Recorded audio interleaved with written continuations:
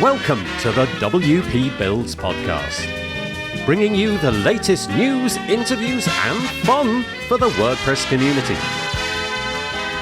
Now, welcome your host, Nathan Wrigley. Hello there, and welcome once again to the WP Builds podcast. You've reached episode number 456, entitled WordPress Vulnerabilities and the Power of AI-Powered Malware Detection. It was published on Thursday, the 12th of February, 2026. My name's Nathan Wrigley, and I'll be joined by Thomas from We Watch Your Website to have that conversation in just a moment. But before then, a few bits of housekeeping. The only thing I've really got to mention is that if you're enjoying WP Builds and you want to help us out and keep the lights on over here, we have sponsorship packages. I'd love to get into a conversation with you if you have a product or service in the WordPress space. Find out more by contacting me at admin@wpbuilds.com or head to our advertising page, wpbuilds.com/advertise, and we could get your messages out in front of a WordPress specific audience, which is exactly what we have and probably what you need. Okay, what have we got for you today? Well, today I am joined by Thomas Rafe from We Watch Your Website. He's been on the podcast before. He is a specialist in the WordPress security space. And today we are having a conversation, well, all about the things that he's been discovering in the recent past. He has a huge amount of data with the We Watch Your Website service, which he runs. And so he goes through the bits and the pieces that he's learned over the year 2025, particularly in terms of how AI is really stepping up. We get into the weeds of an awful lot, what hackers are now doing, how you can best protect yourself, and where they are attacking most. There's an awful lot in this episode, so get your propeller hat out and your tinfoil hats as well. And I hope that you enjoy it. I am joined on the podcast by Thomas Rafe. Hello, Thomas. Hello, how are you? I'm good. I'm not the one having to deal with 3 o'clock in the morning waking up. It's only 5 a.m. So. Oh, okay. Yeah. Well, I've got to express my gratitude. Thomas sent me a link not that long ago, and I double checked because it was reasonable time in the UK, and I thought he's in North America. This seems strange, but you're an early morning, you're an early riser, and like to get on with the day. So anyway, I really appreciate that. Thomas has been on the podcast a few times before, and it's always a conversation about security because Thomas has a company called We Watch Your Website. I said that company name out loud to a family member the other day, and they, because they often ask who's doing what, what interviews are you carrying out? And I said, I'm interviewing a chap called Thomas from We Watch Your Website, and all of the family members went, that's a great name. What a great name for a company. So you have my family's endorsement for your company name, if that is anything to you. So tell us about yourself. Tell us about your company. Tell us about the stats of, how many websites you deal with and what it is that you do. Okay, yeah. I started We Watch Your Website in 2007. And back then I was, looking for a good... catchy company name. And as my dad used to say, you can't use Apple, it's already been used twice. It really by has. God, once by Steve Jobs. So I looked at all sorts of things. I even registered a company name, Buzoggle, Buzoggle. Yeah, I'm glad you didn't go with that. Yeah. And all sorts of crazy. So anyway, I was like, somebody was like, well, what is it your service does? I'm like, well, we watch websites. And he's like, there you go. I'm like, oh, okay. Yeah. Yeah. So, but yeah, originally, I was hosting with Bluehost, and just because back then it was kind of the default, them or GoDaddy, and blogging every day and about new infections that I was seeing. And matter of fact, I got started the same time that David Sid did from Security. He's one of the co-founders of Security. Oh, okay. Yeah. A lot of We heritage, belonged to a group, Badware Busters, and we would help people, for free, basically. Anyway, so I was finding malware and blogging about it, and one day I get a call from a guy. He says he's very technical, and his boss's site just got hit by this infection I wrote about the day before. Can I tell him about it? Oh, So that we was a chatted good for- blog post, wasn't it? You got actual traction the very next day. That's ideal. Yes, I mean, we talked for like an hour and a half. I mean, because Yeah. he really knew his stuff, and so he goes, "Well, great, thanks." And next day, day after that, I get a call back from him, and he's like, "Hey, the information you gave me was spot on. Thank you so much." He goes, "I see you host with us." I'm like, "Who are you?" He says, "I'm Alex Lundquist. I'm a level 3 tech here at Bluehost. My boss is Matt Heaton, the owner of Bluehost. How would you like it if we started sending you business?" That is the best blog post you've ever written. That's so good. that's And I was like like, unicorns and rainbows. Yeah. Yeah. No, please don't send me loads of work. Yeah, no. So like for a while there, they would tell their new tech support people, in terms of service people, anybody calls in with malware issues, have them call We Watch Your website. And so everything, that got me going. And obviously, we were handling tons and tons of stuff. I would send them. They were sending me so much business for a while. They had a big party there, and I sent them 50 Chicago deep dish pizzas for their party. As a way of saying thank you. That's Yeah. nice. Yeah. So anyway, but then Matt Heaton sold out to Endurance International Group, and Hari, I can't remember his last name. His brother started SiteLock, and so they told all their tech support people, "Hey, send everybody to SiteLock. Anybody with malware issues, send them to SiteLock." Well, people didn't like SiteLock. I don't know, variety of reasons, but so the tech support people kept sending people to me instead. And a couple of them were threatened. They're like, "You're going to be fired if you don't start Yeah. sending people to SiteLock." So anyway, but we had a good jump at that point, and reached out to others, and it just kind of grew from there. So, but I one of the love that things story, though, because so many stories are just full of kind of, forgive me, but so full of kind of BS and, self-aggrandizement. I love that story because it's just full of so much interesting serendipity.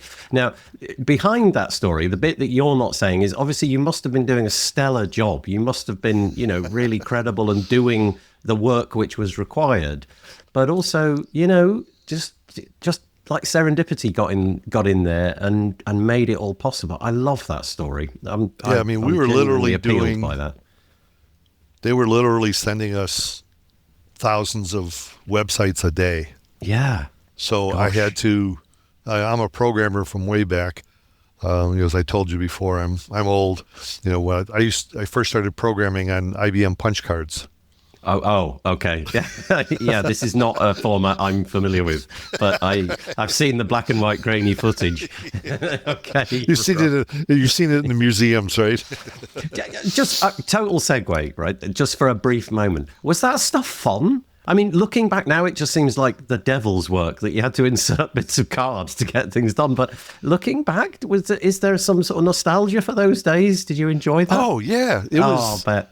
Because I started in high school. Like I was very good in math and science, so I had a opportunity. Even though I was a sophomore, they had a special class for seniors. You could take 8 weeks out of your math curriculum and do this computer programming.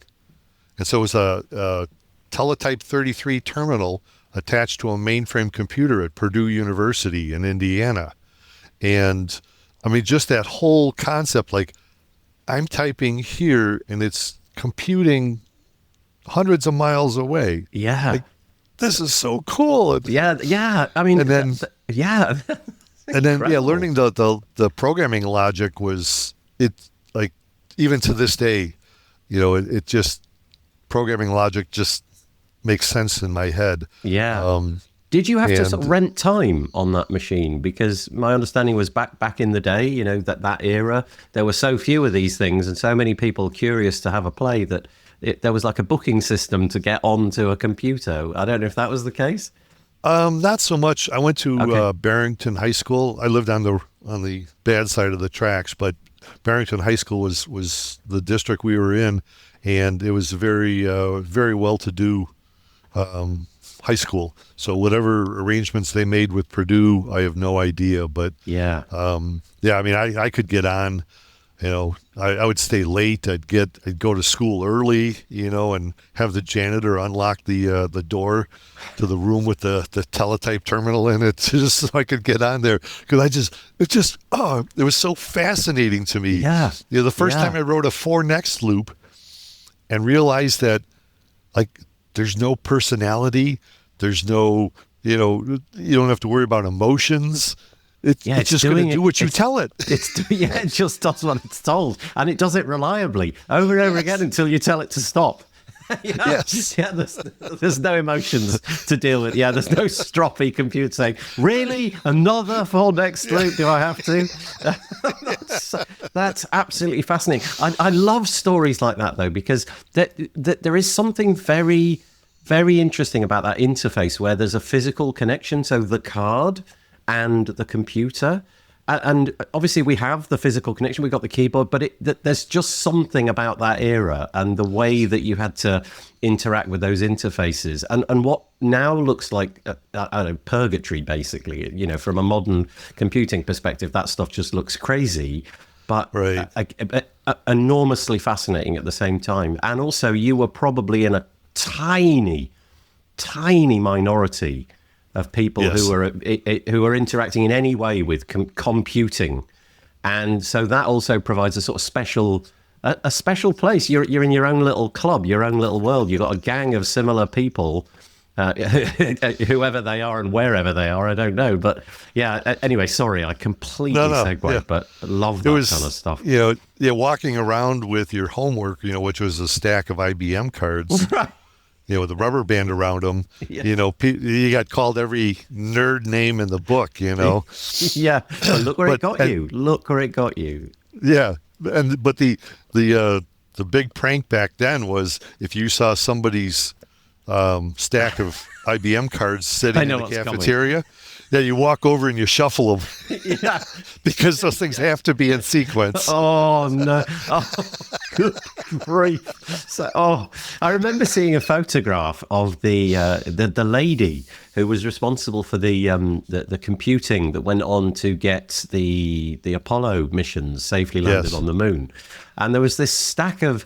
So it didn't look like cards. It looked like sort of we call it A4, but fairly large paper bound books. And that stack of paper bound books were taller than she was. So I'm guessing she was like mid 5 foot something or other. This stack was probably about 7 or 8 feet, and she wrote the entire thing in pencil. I mean, how do you not make mistakes when you're writing things in pencil and, some piece of logic that's like 6 foot further up the stack?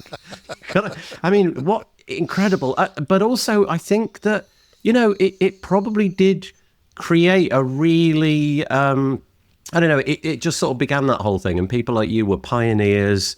And I'm just fascinated by that whole thing. It probably has no weight in your life. You probably don't think about it on that level.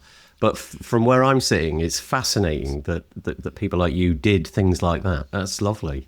Really Yeah, lovely. I mean, I totally appreciated the opportunity that was, gifted to me, basically, because I remember as like a 13, 14-year-old kid, we go to church on Sundays. My dad would buy the Chicago Tribune, which is this big, thick newspaper. And I had 2 brothers and my mom, my dad. So everybody would grab their own sections of the paper. And I was just like, okay, well, what's left? Well, I'd look through the job ads because I was always curious, like, what am I going to do for my work, when I get older? And back then it was called data processing. And I'd open up that data processing section, and I had no idea what any of those terms meant. Fortran, COBOL, IBM 360s, 370s, this, that. I had no idea what any of this stuff was, but it felt like home. It felt like that's where I belonged. Yeah, these are my really, people. yeah, Yeah. It was just so anyway. But yeah, so that's what got my start. But so like I said, I'm a programmer from way back. So getting all these malware, remediation requests from Bluehost, I had to start automating things like fast.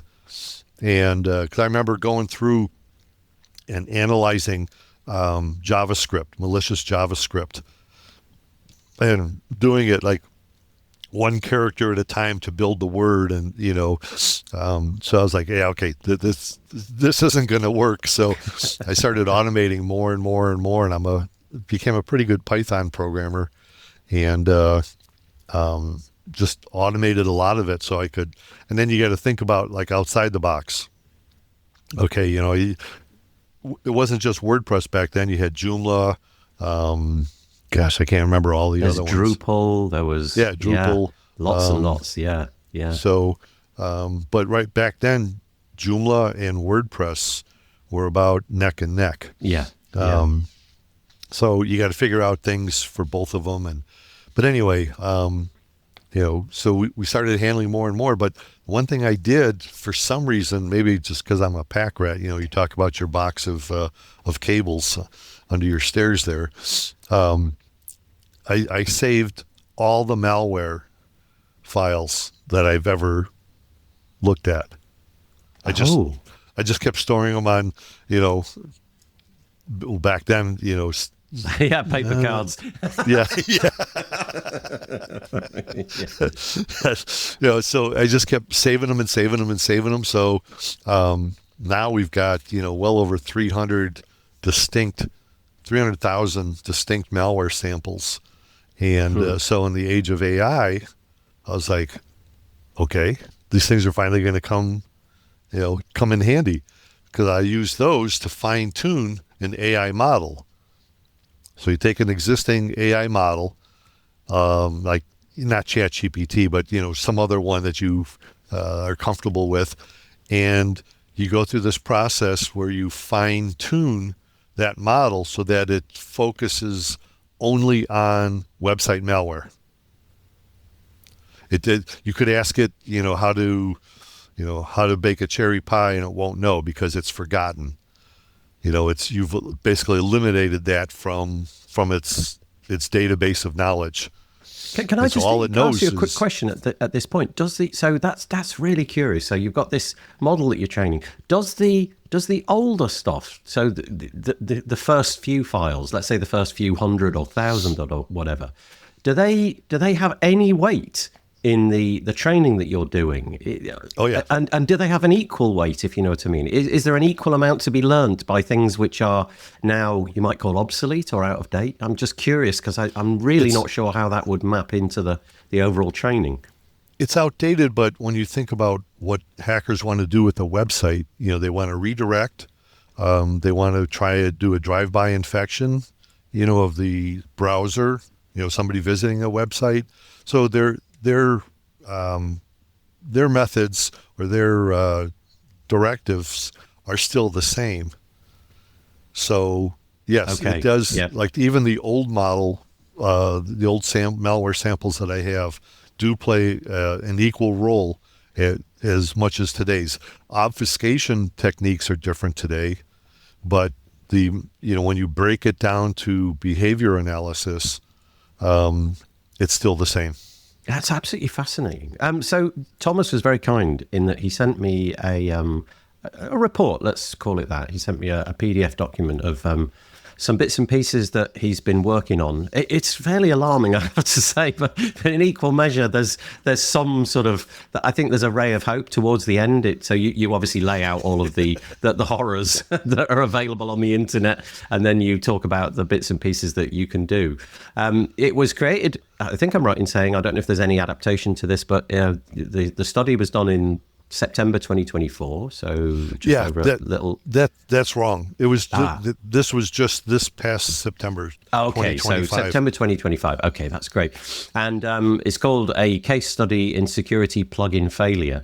Honestly, I could stumble my way through that, but I wonder if, let's just hand it to you and you tell us what you found. That's going to be the best use of time. Yeah, basically during the month of September, we removed malware from 354,000 websites, and That's nuts. many. So I mean, automation is my friend. Yeah. Sorry, I interrupted. Well, yeah, we had just taken on. We had just made a couple of new partnerships, and they're like, well, we want everything scanned, and so yeah, going through it, we're like, this is infected, this is infected, this is infected. I mean, anyway, but we found that 21,752 of them had both WordFence and Malcare, and I'm not, this isn't a slam against those two products, not at all. I want to be perfectly clear on that. I'm not out to, shame people or anything like that. But 1,377 of those websites had iThemes security installed as well. And what was interesting is, even though it had, like, most of the sites had 2 or 3 security plugins on there, they were still, getting infected. But the really strange thing that I just stumbled on is that the hackers were deactivating the iTheme security plugin. Yeah, that's Not the other, telling, not the other that's two. Curious, yeah. Not the other two, just iThemes. So, is it easier to deactivate? I mean, they're all, because these were all, well, not all of them, but like somewhere in there, 81% of these were stolen admin credentials. Was the okay? So they're initial logging into the WordPress backend. There's some capacity to do that. Okay, right. And whether it's an automated script or whatever, I don't know. But they're they log in, they deactivate the iTheme security plugin, then they do their infections. Like, they would upload bogus plugins and activate those. So I mean, it was, so the thing that first hit me was the hackers must be more afraid of iTheme security than they are of WordFence or Malcare. Is there any difference in the way that so let's say, for example, iTheme security as opposed to what's it called now? It's not called iTheme security anymore, is it? It's called Solid Security. Is that what it's called? Solid. Yeah, there you go. Solid Security. Solid Security, formerly iTheme Security. Yeah, that name is embedded in my head. I won't be able to shift over quickly either.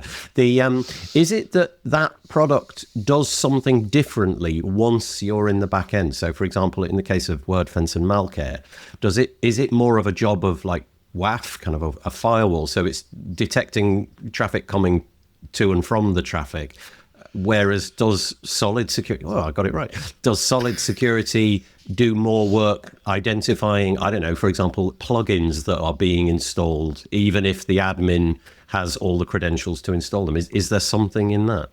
Well, the pro version of Solid Security has embedded Patch Stack. So Patch Stack, obviously focuses on plugins and plugin vulnerabilities and things like that. Got it. So yeah, maybe that's the reason. But I know WordFence also scans plugins. The two of them, Patch Stack and WordFence, have their own bounty programs for identifying, new exploits or exploit vulnerable plugins, and they pay bounties for that. But so I don't know. Maybe it's more comprehensive. Now, my first thought, knowing, one of the things I like about Solid Security is the use of you can use pass keys, or trusted devices. So Okay. you can lock down logins and stuff to trusted devices, which, pretty much eliminates the way the hackers got in the first place. Oh, that's interesting. With stolen admin credentials. Yeah. Okay, so even if you've got the admin credentials, there's this other layer that you've got to get through because you're not on a device which has already been pre-authorized. We don't care that you've got the admin credentials. You're not on the correct device. You're not coming in. Okay, right. That's interesting. Yeah. So, maybe they deactivated it. Now, in looking through the database and stuff, at this point I was in quite a bit of contact with solid security people. So I dig through the database and say, okay, well, was passkeys or trusted devices even activated? And, most of the time, no, because, people think, oh, that's too much. It's too much of a hassle to deal with, password or passkeys, trusted devices, all this other stuff. Yeah. But, it could be maybe the hackers knew that, once people find out that their site was originally infected due to a stolen admin username and password, that they would activate passkeys or trusted devices. So they just deactivate that plugin and kind of remove that from the equation. It's all speculation, Yeah, so I guess you're just reporting what you found, not without necessarily the knowledge of why that was the case. Yeah, you need to be on the phone to the hackers more, Thomas. Unfortunately, they probably won't get on the phone with you. No, they don't like me too much. No, I'll bet. Okay, so I guess that sort of clears up that little bit. So 111,000 and climbing websites that you found that had infections on them. I mean, it's a staggering number. And then there's this whole thing about WordFence, Malcare, I think, or solid security. But then we move on to the kind of the root cause of why those hacks were enabled or why they were able to take place. And this sort of stuff is so curious. Some of it is so counterintuitive to me, at least anyway. So run through what you found. It's fascinating. Yeah, we found that like 81% of those sites were infected with stolen admin credentials or hijacked authentication cookies. Oh, you see, that's just not the kind of messaging you get in the wider world, is it? No. You get a different message, like, because basically what you're saying is these people have the right to log in. Somehow they've gained the credentials to successfully log in as an actual user. So everything's benign to the website or any security measures at this point. 81%. It's not some sort of automated attack. Okay, sorry, I interrupted. Carry on. No. You're fine. Yeah, and typically, like if I go on, I can't think of Reddit or Quora, some of those, and people are talking about, my website got infected. I got to find out how, and blah blah blah. And 9 times out of 10, people are like, "Oh, you must have installed a null plugin." Yeah. It's like, plugin is the easy default to reach for, isn't it? Because I guess there's a real, like from obviously I'm no expert in any way, shape or form, but I can hook my understanding onto that. There's a real easy platform for me to go, oh yeah, okay, that makes sense. There's a plugin. It's got some sort of I don't know. There's some malicious code that's been planted in there, and it's on my website. That makes sense. But this whole idea of no, they've got my credentials. That is totally counterintuitive, and yet you're saying the ratio is like 5 to 1, or 4 to 1, whatever. I've never been that good at maths, unlike you. But it's 80% to 20%, something like that. 81-19. So how the heck are these people getting these credentials then? Well, let me ask you. You're on a Mac, right? Yeah. What antivirus program do you have on your Mac? I do not. No, there you go. Bingo. Yeah, okay. So it's kind of like logging. It's logging on a device level, possibly on a PC, a Linux machine, or something. It's kind of tracking me around the internet, watching what I'm doing in like the browser, and then just keeping the credentials when it I'm guessing. It Is has, that it, they more have, or less? They have so many ways. Like there's, they're constantly finding bogus Chrome extensions, you know, Oh, all the time. And what are those things? I mean, where you're logging in? Oh, you're logging in through your browser. Well, guess yeah. what? If you got a, a bogus Chrome extension, guess what it's doing? It's stealing all that information and sending it. Cookies. Your Wow. authentication cookies from logging into a WordPress site. Where's that stored? Oh, it's in your browser. Guess where that gets sent? Yeah. Okay, that's interesting. So the sort of threat vector then is moved from the site to the device. So Right. the iOS device, the Android device, the Mac, the PC, the Linux machine. Okay, that's really interesting. And again, that doesn't get talked about much at all either. In fact, never. I know. I don't think. We've got we just had relationships severed with a small hosting provider, and who every time their sites got infected, we did a root cause analysis on it, and it was like, so and so, and we could now, because of, like, if it's a site that we're watching, we can tell them exactly which user was compromised. So, which is not an easy task unless you have access to everything. But, we continually tell them, no, this, Jane Doe of your customer has a virus on their system because you just reset the password, and hackers just logged in from a server at, wherever. Wherever. OVH, Hetzner, Vulture, Yeah. a server someplace onto onto their website. So Can I just reprise this so that I'm sure that especially for the listener, that we've got the through line running here. So basically, what you're saying is that in the scenario you've just described, you've got this relationship with a company.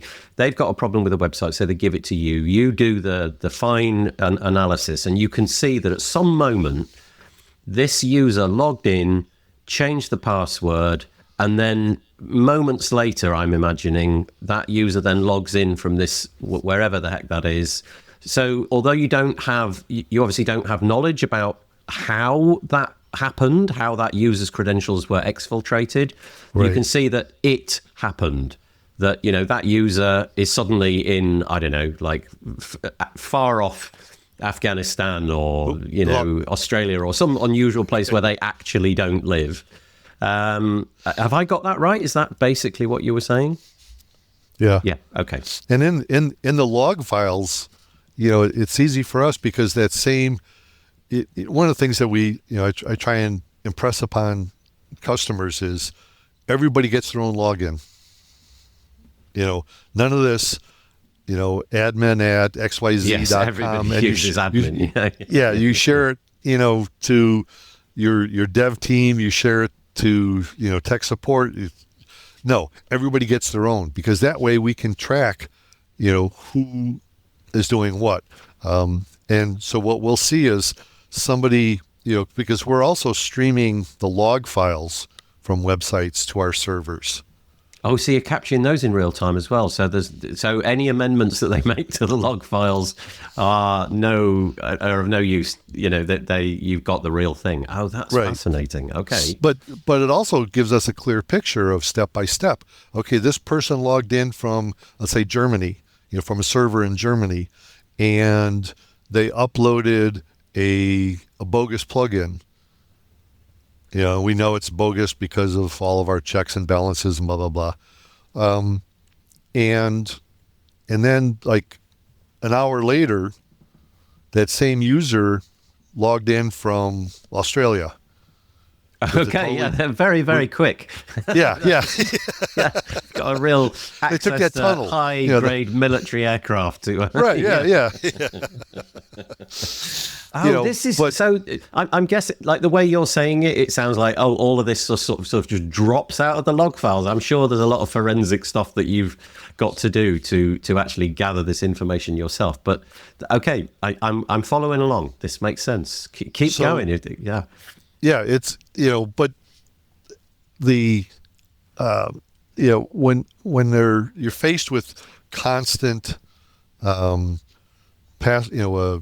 password compromise, one of the best things to do is use passkeys or 2FA. Okay, right. Now we're full circle back to perhaps why a solution like Solid Security is uninstalled, because they get rid of the passkey thing. Okay, got it. Now the problem is that if they've hijacked your authentication cookies, authentication cookies bypass 2FA because you're already authenticated. Okay, right. So we probably need to explain that. So the authentication cookie is something which sits in the browser, which is kind of like, has been set to demonstrate over and over again, this is me. I've already logged in. We don't need to do that whole thing again, because here's the authentication cookie. We just poll that. Are you legitimate? Yes, here's the cookie, and off we go. So, okay, so if you can steal that, you are you wherever the heck you are, Right. So, that's interesting. Now, WordPress automatically expires an authentication cookie after 48 hours. Yeah, it's a long time to do some terrible work, that, isn't or it? Unless you click that box that says remember me when you're logging in. Yeah. Then it saves the authentication cookie for 2 weeks. 2 weeks. Okay. Right. That's a long time to be. That is a long time. Yeah. But again, working on the basis that it's never going to be exfiltrated from any machine, that would seem on the face of it to be a sort of sensible default. But what your study is revealing is actually no. People have figured out how to bypass this. So all bets are off then. If you get the authentication cookies and let's say you've got 48 hours or 2 weeks, you can do whatever you like at that point. You just, so long as it's done in the back end of WordPress, you're off to the races. Oh, gosh. And what we're seeing more and more of is hackers are creating invisible admin users. So when you go into WordPress under users and you click on administrators, you have to look at the number because it'll say administrators 5. But if it only shows 4, something's you wrong. have a hidden administrator. Okay. Yeah. Okay. Well, that's worth doing then. Everybody stop what you're doing now and go and have a look at your WordPress. Yeah, log in. Of course, there is an easy solution to all of this, and that is to log out. Exactly. Just log out at the end of any session that you... Of course, we don't, though, do we? Nobody does that. Nobody does that, because it's going to save you 8 seconds the next time you log into the computer. But, okay, that's a startling development. Okay, all right. Carry on. Apologies. Yeah, Keep interrupting. No, you're good. But yeah, so, this really, because we had such a huge month in September... Excuse me, I'm going to sneeze. Yeah, it's okay.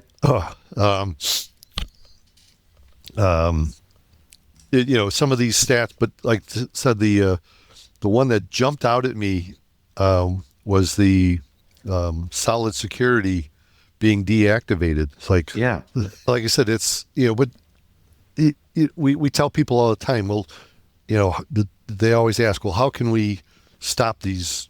Like I said, this one that we just severed. Relationship with, we kept telling them, in order to kill this, stop these infections, you need to put 2FA on everybody's website. And they didn't want to do that because he said, the lockouts and the extra tech support is just going to be too much for us. Okay. That whatever. Don't you think that genuinely is a fascinating response? Because, like, I can see that, like, from their point of view, that makes sense at this moment in time. That makes sense. We don't want to deal with that extra thing, each time, because there'll be tech support.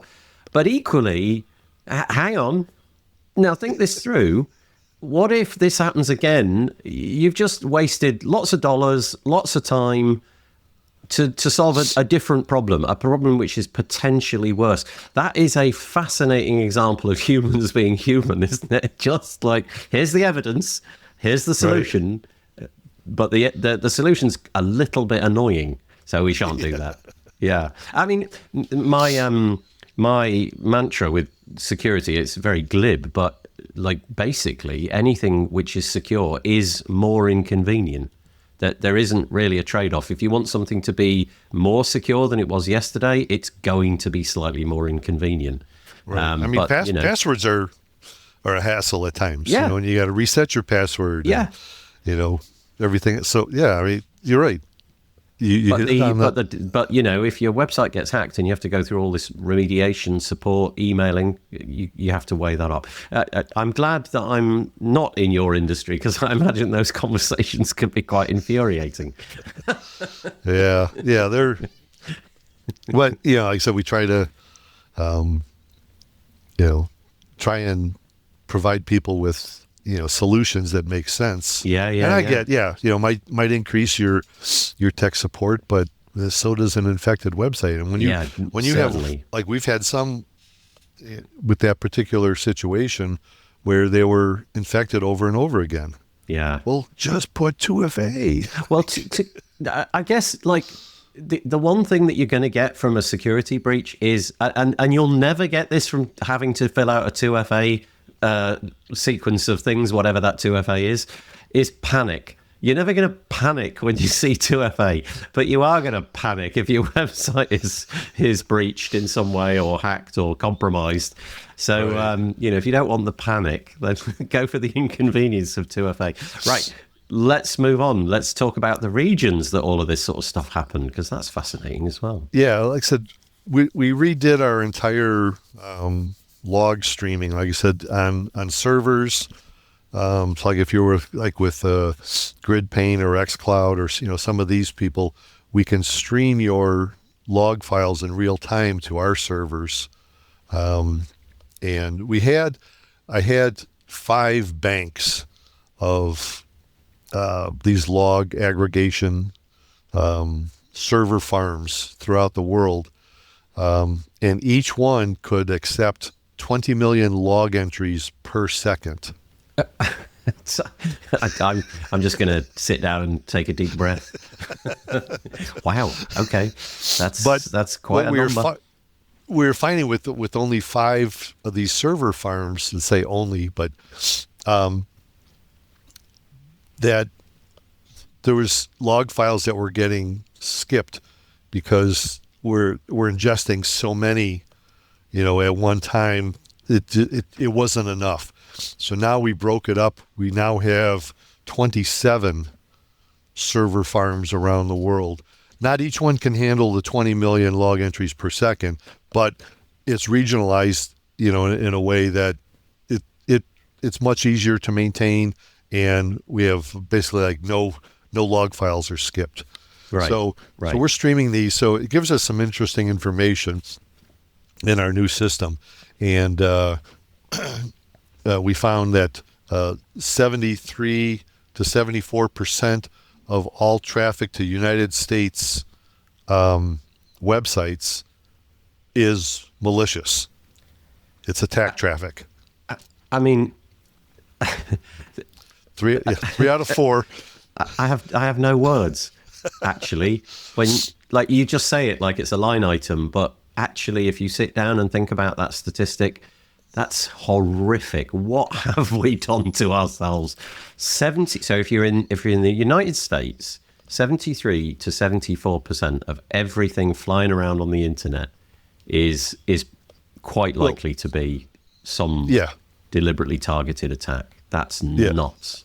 Yeah, I wouldn't say necessarily, everything flying around the internet, but everything going to websites. Okay, thank you. All right, good clarification. Yeah, but still an alarming figure. And I guess it just goes to show how intense this is, how well executed it is, how well funded it is. And it's so automated. We can see the timestamps in the log files. And, there's sometimes like we're now automatically reporting malicious traffic. So let's say there's a VPS provider in Europe or America, Canada, I don't care where they are. They have blocks of IP addresses assigned to them. Okay. You can look those up.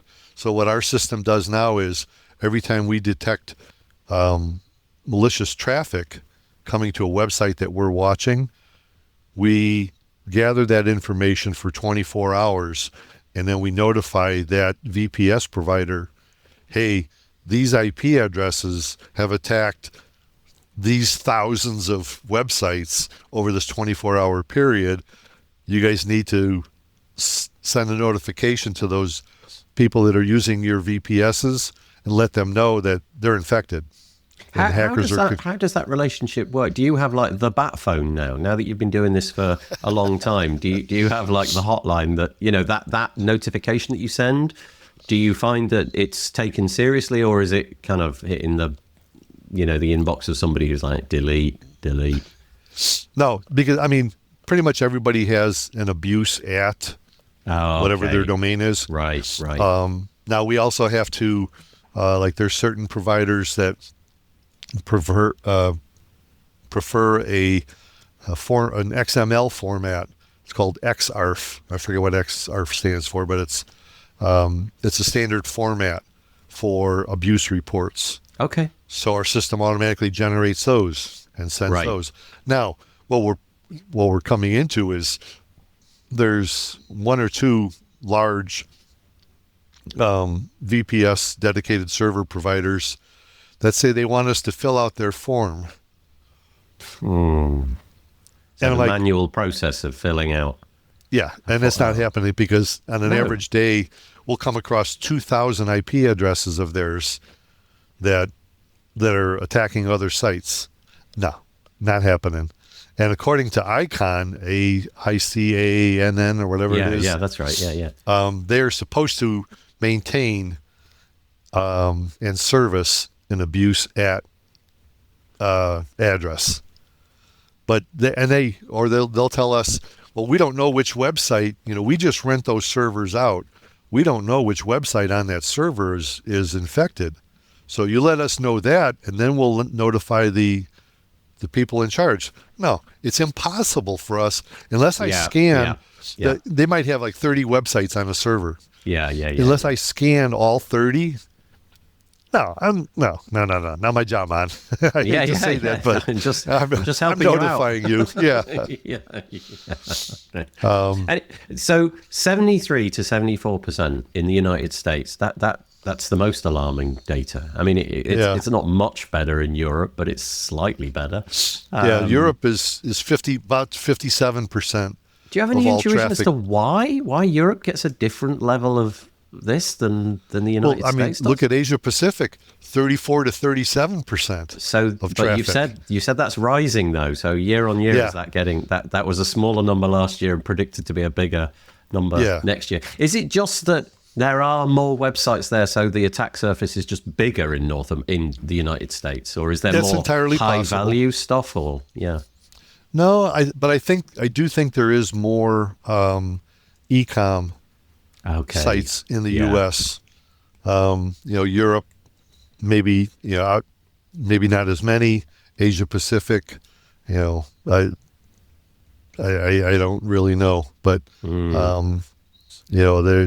I said I saw those numbers and I was like, wait, what?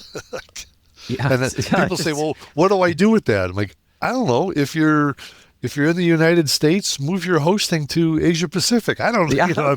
You decrease by a factor of 3 the chances of something bad. Oh, that's a fascinating idea. Okay, okay.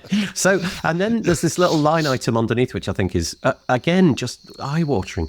So I'm just going to read it directly. It says, the US data is particularly striking. Nearly 3 out of 4 files we analysed from US-hosted WordPress sites are flagged as suspicious. I'm sure there's, maybe that number isn't quite as high in reality, but, it gives you an order of magnitude. This isn't random scanning. It represents persistent, elevated targeting of US infrastructure. So, gosh. Yeah. Yeah. Wow. It's 3 out of 4. Like I said, I was talking to some people at Alibaba.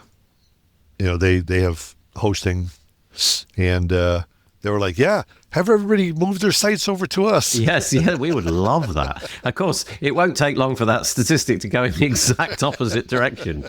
If everybody will be moving their hosting around to a different jurisdiction, this constant game of tennis. Okay, right. Where are the stats this year? The least bad will go there. Okay, and then the year is 2025, so we cannot ignore the next bit, which is AI. This actually, for me, I think represents the most interesting and alarming bit. You've got a lot in here, and it's not difficult to imagine, dear listener, that the AI stuff is gonna get really good really quickly. So tell us where we're at. You've called it the new arms race in WordPress security. So what are these? What are the hackers doing with their AI agents and bots, and how is it all getting deployed? Well, it's the more you read about AI and cybersecurity, it's usually about how companies like ours and others, Palo Alto and all the other big players are incorporating AI into their workflows. The hackers have been there already. Right. Yeah. They were way ahead of all of us.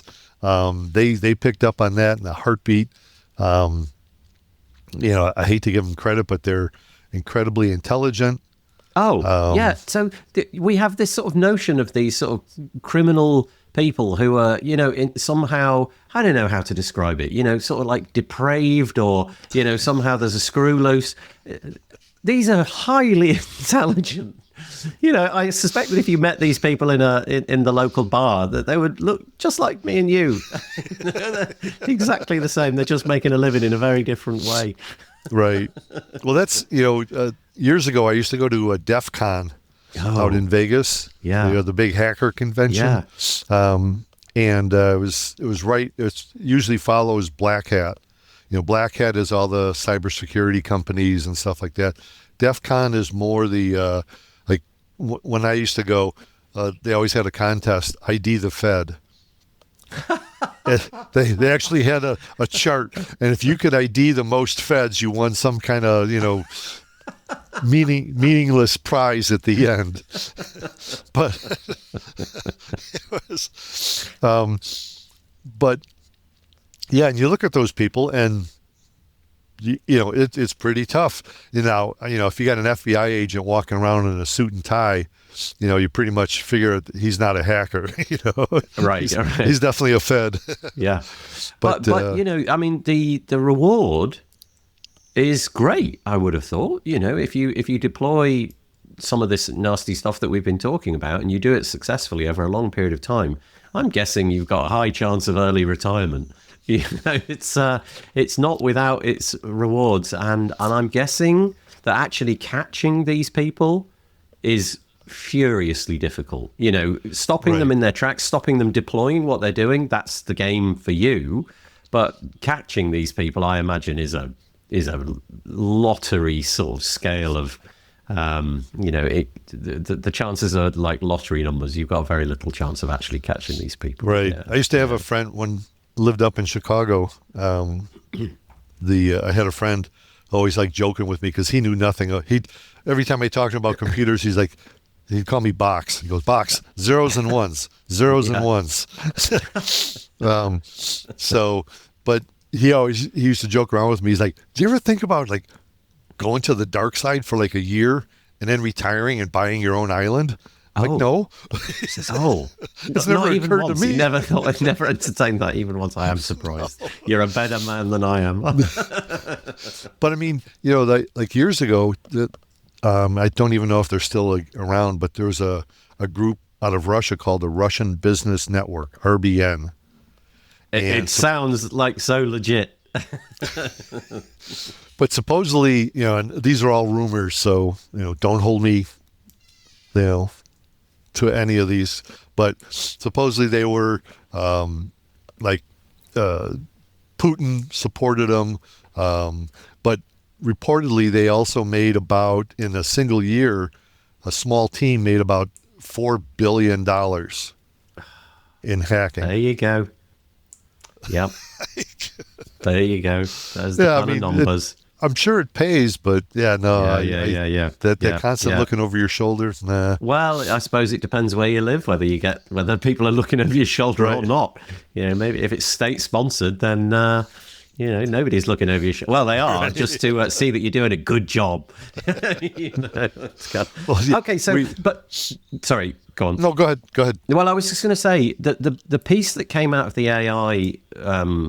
What you wrote in the AI section was really interesting to me, because I just had this notion that what would be happening there would just be a generation of code to perform these actions more quickly.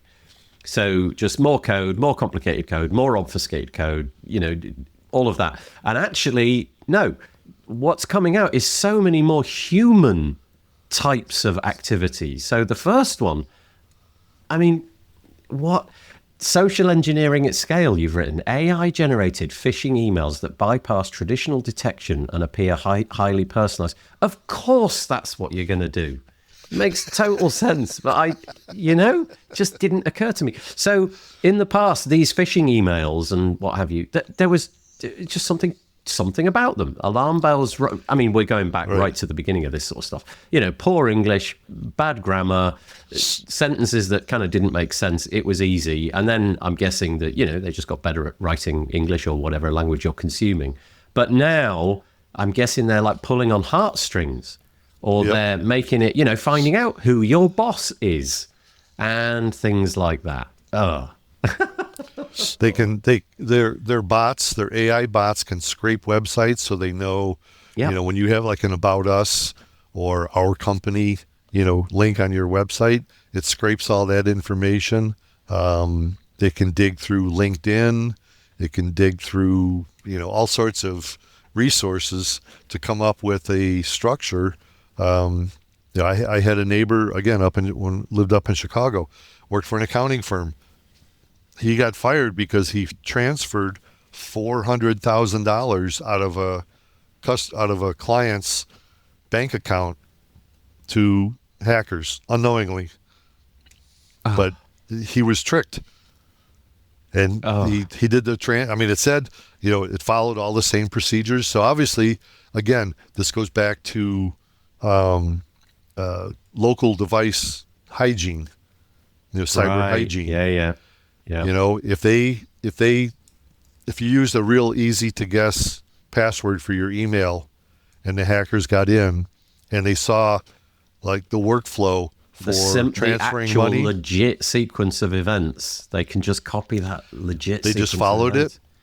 They can spoof the email addresses in there. Of course, you're gonna do that. Build the whole thing that just looks so legit, and it comes down to the person like, oh, okay, well, there goes $400,000. It's really interesting, actually. I noticed here in the UK, I don't know what the case is in North America, but here, like financial transactions and things like that, there's been a lot of tightening up and some quite ingenious mitigations being deployed. So, for example, I've got several bank accounts. One of them will phone me, and I have to immediately type in a code, which I see on the screen, which is then immediately followed by another action that I've got to perform. So there's this sort of cascade of things. Again, inconvenient, but I'm totally willing to do that when I'm transferring money from my bank account. But other things like in-app confirmations. So I'll try to do something, let's say on purchase something in a bricks and mortar store, and my phone will pop up and say, hey, wait, is this actually happening? And, there's ways around it, I'm sure. But the point being that you can see that the financial institutions are kind of adapting a little bit to these kind of workflow-based attacks and stepping in and putting guardrails in place to stop those things happening. But we're going to miss out 3 for now. We'll come back to them. But the last one on this list, I mean, come on, what the heck? Deep fake voice attacks. So voice cloning for CEO fraud schemes targeting financial transactions. This is the stuff of nightmares, isn't it? You get I mean, you can see Tom Cruise in this scenario, right? Right. Yeah, yeah. Look, he's fighting this group of people with these fake voices. Yeah, but you can also, like, you get a phone call. I can't remember what Google's product was, but they launched it many years ago. And the idea is that, it would do trivial things for you. Like, you'd set it and it would order pizza for you, and it would actually phone up the place. It would order the pizza, that they would inject sounds of breaths. They would inject, like, fake ums and ahs. Rise and the fall of the voice was there. I can't remember what that service was called. I don't know if it even launched, but the point was that technology was available, and it was a complete simulation of a human being, and it would react in real time. So if you said something back to it like, "Are you an AI?" it would Yeah. No, of course not. And you'd have to try really hard to figure out that was in fact an AI. And if your boss phones you up and that issues you with some instructions, I'm imagining that's sort of fairly edge case, but nevertheless, it's coming, right? Oh, Yeah. And it used to be, now, I think one of the early times that you and I did a podcast, you were using some tool that could... Descript. Yeah. Where, like, if there was a blip or something, it knew your voice from X number of minutes of listening to your voice. I'll tell you some interesting data around that. When I first started using that app, but let's say it was about 4 years ago, because it was roughly 4 years ago, I had to feed it 10 hours of uninterrupted audio in order for it to simulate my voice. And it did a reasonable job. Back then it was incredible, but by today's standards, it was a reasonable job. Now, 6 words. And it sounds significantly better. 6 words. In other words, somebody needs to capture one sentence that I say. Goodness knows what I do. I mean, how many sentences have I put? I'm really asking for trouble. And now that I've said this out loud, somebody's going to go and do it. But yeah, that's all it took. Six words is now the and I don't know if it's like a selection of words where, they've got all the vowels or whatever sounds in there. But the point is, it's not hard to do. It really isn't hard to get. You could be on a phone call with somebody, imagine phoning up the bank teller and just getting them to talk to you for a bit, record it. Yeah, boy. Yeah. Yeah. So anyway, sorry, segue, but interesting. No, that's what the point I was making is, what used to take 10 hours now takes like 10 words. Yep. Yeah, it's not. Absolutely not. So that is coming. I don't know how we get over that, because the minute we've broken the trust with our ears and our eyes, we genuinely we really are in real trouble. It's almost like we're getting to the point where we have to live stream every single minute of our existence so that somebody can check and go, "Oh no, they didn't actually do that. Look, there they were standing in Times Square at that moment when they should have been in China." Right? Okay. But heck, okay. And the other one's a little bit above my pay grade. Some of this sort of stuff. So polymorphic malware sounds dastardly. Is dastardly. Code that constantly changes its signature to evade antivirus detection. So not even the code is fixed. Right. No. And what they do is they'll use certain factors like the website name, other things that they find on there. Sometimes they'll pick like from a list of installed plugins, and they'll use one of those and name it something very close to what to a plugin you already have on there. Or they might put we've seen sometimes where they'll take a standard plugin name and they'll put -new or .version 3x blah blah blah. Okay, right. I'm just grasping what you're saying. So, okay, I missed that, and now I think I've got it. So this is real-time sort of scanning of your WordPress install. So in the past, they would have had to come up with some generic file name that may have caused alarm bells because of its generic nature. Now they see that you've got, I don't know, form plugin X, and they change it to form plugin X new. And so in that way, they've sort of gathered information, adapted the malware, shipped it, but it's so specific to your website that it's very likely to go undetected. Honestly, it's like evil genius stuff, this, isn't it? It's amazing. And what they do is like they'll copy all the files. So let's Yep. say you have like this Form X plugin. They'll copy all those files into their new bogus Form X dash new folder, change the header of the like the README file, Oh, so yeah. it shows a new version.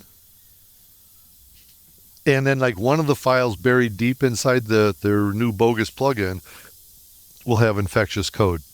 Right. So But everything oh, everything else so, looks okay, legit. okay. So like in a plugin that might have literally thousands of files, they copy the entirety of it, except buried in there somewhere is the one that. Okay, again, just Or it'll pull, like we've seen some that it'll have one file and it'll pull a segment from this file, from this file, from this file, from this file, and then put it all together, and that's their malware string.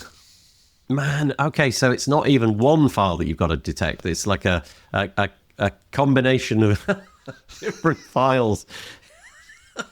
Just imagine. Just imagining these people sitting around coming up with this stuff. And honestly, it sounds ridiculous, but like the pleasure that they probably derive from it. Oh, we could do this. Yeah, sure. Let's do that. That's a great idea. And they're having a great time over there. So and they we're are. all we're all kind of they're doing We're all this. pawns. Yeah, exactly. They're just having a riot. Oh, okay. So that's a thing. Polymorphic malware. Gosh. And then automated vulnerability discovery. And you use the acronym ML. I'm not sure what that is, so you'll have to explain. Machine learning. Okay, of course. Yeah, it makes sense now. Machine learning algorithms that rapidly scan code bases to find exploits faster than manual methods. Well, that was that was the only bit that I kind of intuited. That was the sort of bit that I guess was obvious. Oh, they're going to use AI to scan things more quickly. So Right. I guess that makes sense. And then credential prediction, AI enhanced brute force attacks using password patterns from leaked data sets. Maybe I could have intuited that one as well. So just pad that out a bit. What does that mean, actually? Well, basically what they do, like when there's a breach, there's sites that have like the full data set of stolen usernames and passwords, that from a company breach. And so what they do is they feed all those username and password combinations. That's their data sets.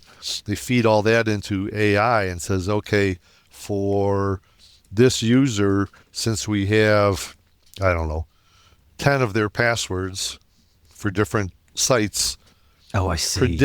predict what other passwords they might be using. Oh, okay.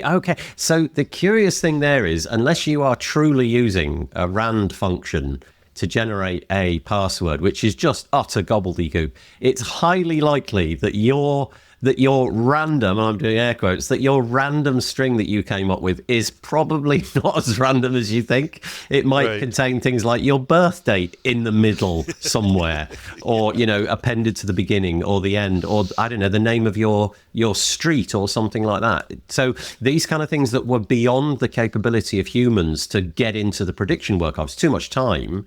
Now the AI can begin to, oh, look, there's a pattern here. They often appear to insert this string of numbers. Well, let's position that string of numbers throughout the otherwise random. Oh, again, I can see the hackers. They're having a great time.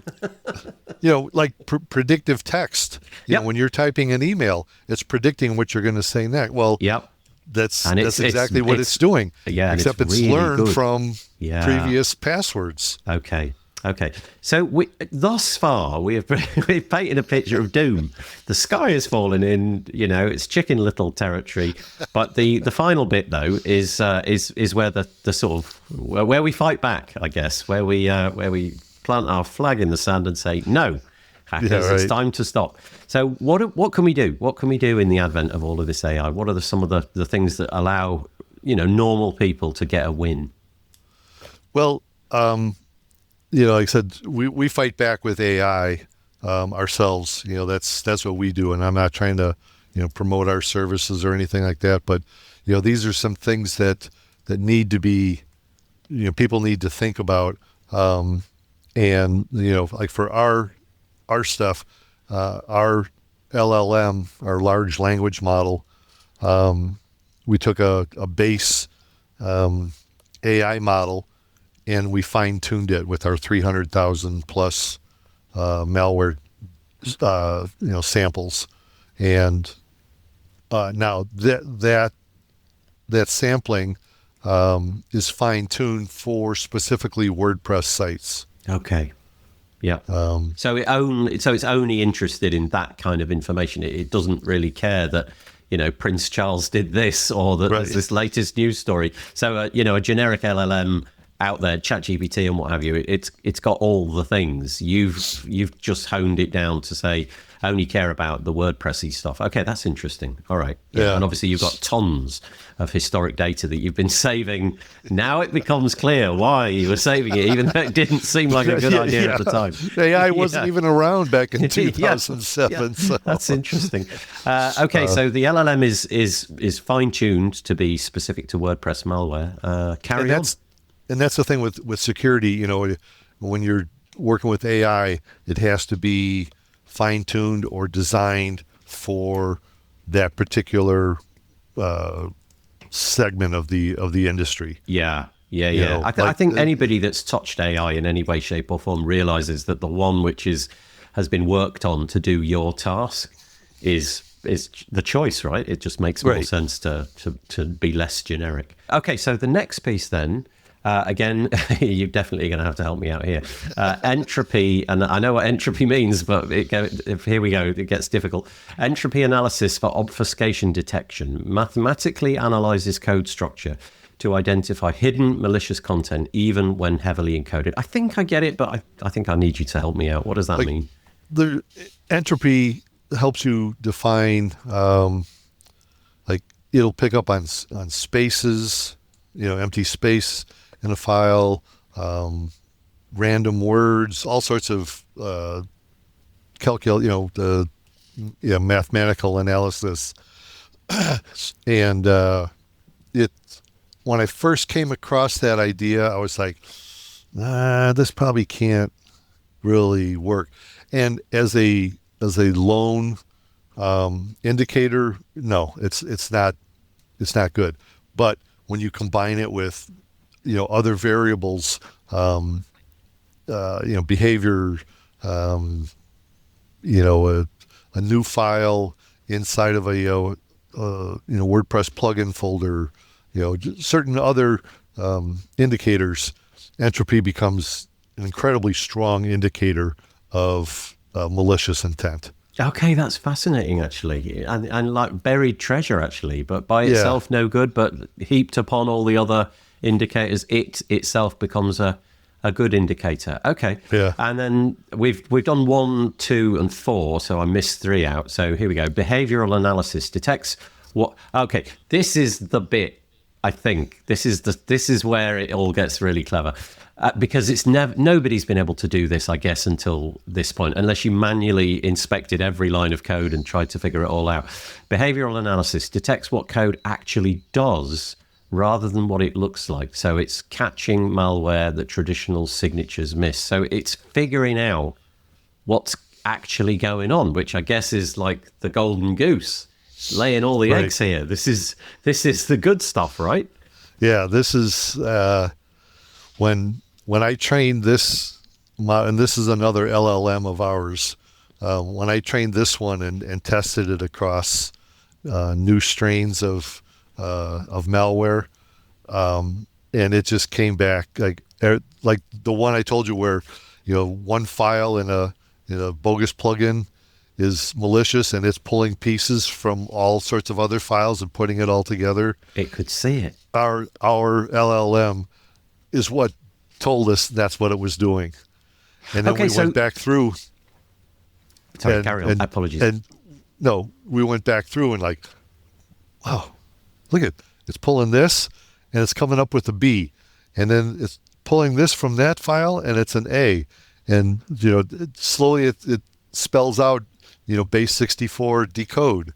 Yes. But that word doesn't exist anywhere in the whole thing. So this is kind of the bit that we've had. So when you read WordPress articles in the security space, very often the article will sort of go, here's the problem. And then there's this long explanation of what it did. And it's pretty clear that the unraveling of that long explanation of what it did took some genius level coder a long time to figure out. You know, you had to go through line by line, inspect the whole thing. So hours, maybe weeks and days sometimes, don't know. But the point is that stuff, the difficulty of extrapolating that stuff was the big upper hand that the hackers had. The more difficult they make it, the longer it takes to figure it out. Now, I'm guessing this stuff drops that advantage for them by orders of magnitude. Suddenly that time to figure out what the heck is going on can be really reduced to, I don't know, maybe seconds or minutes in some cases. I don't know how confident you are about that, but that's a real game changer, that one.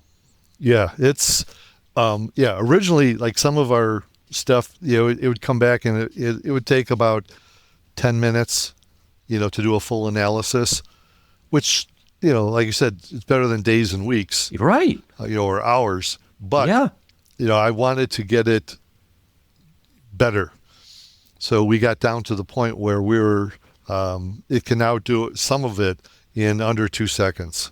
Oh, So that makes it scalable. I mean, now it's scalable. 10 minutes, it's not really scalable when you're dealing with, millions of websites. what, seconds? You are.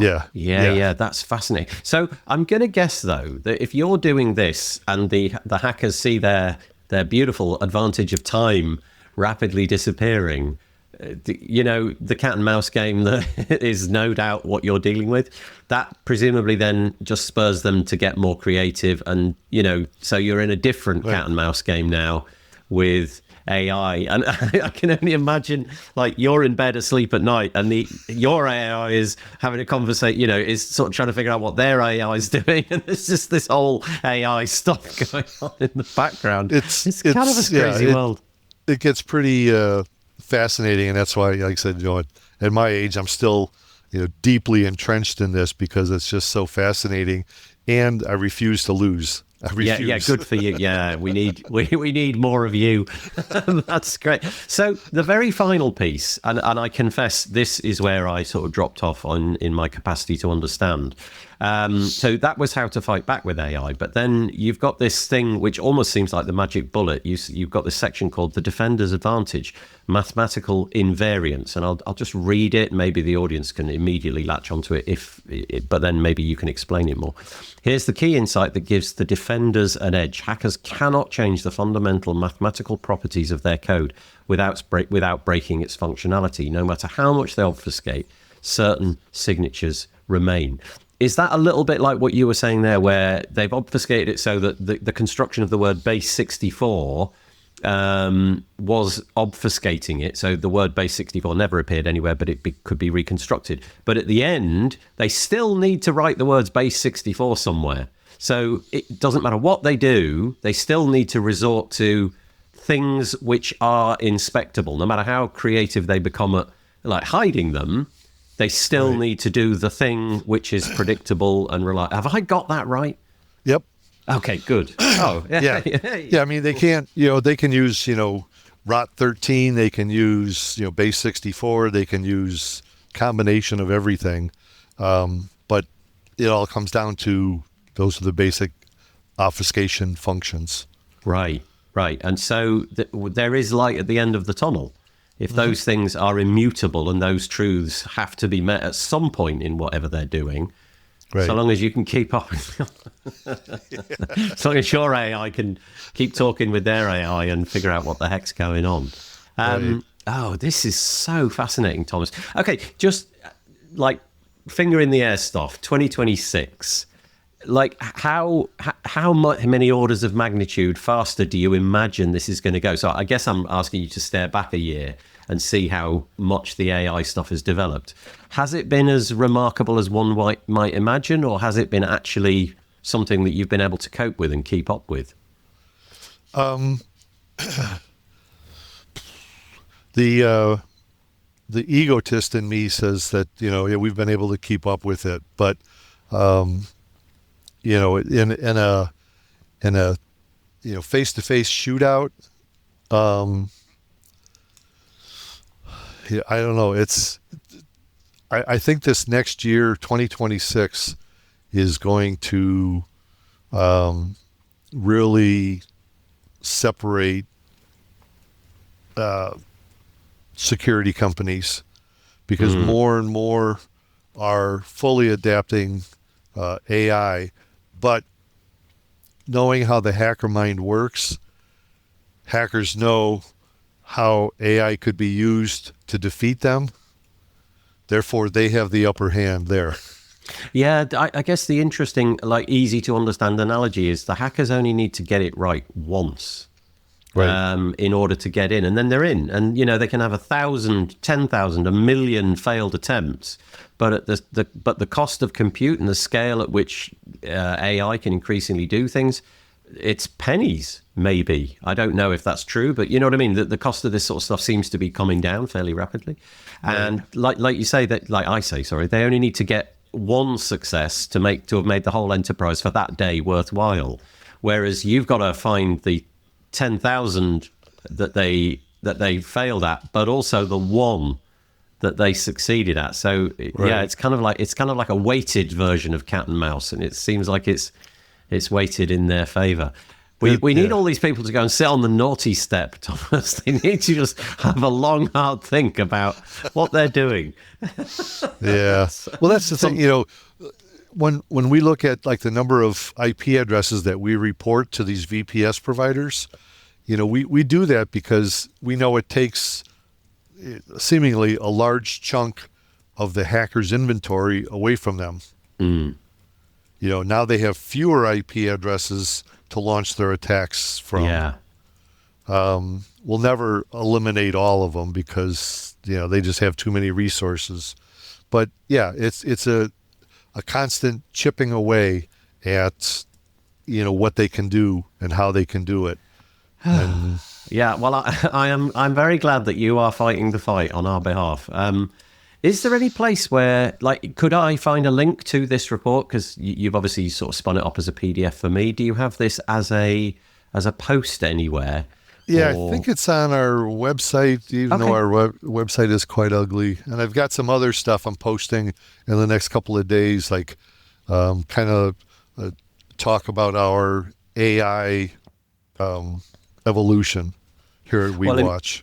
In which case, what I'll do is I will link to the WeWatch Your website blog roll or homepage, and maybe a variety of different places. If I can find this one, I'll link to that as well. But what a fascinating body of work. I mean, genuinely, it's a fascinating conversation, and what kind of makes it more spicy is it's got this adversarial nature to it. We all go to the cinema to watch films where there's a baddie fighting a goodie.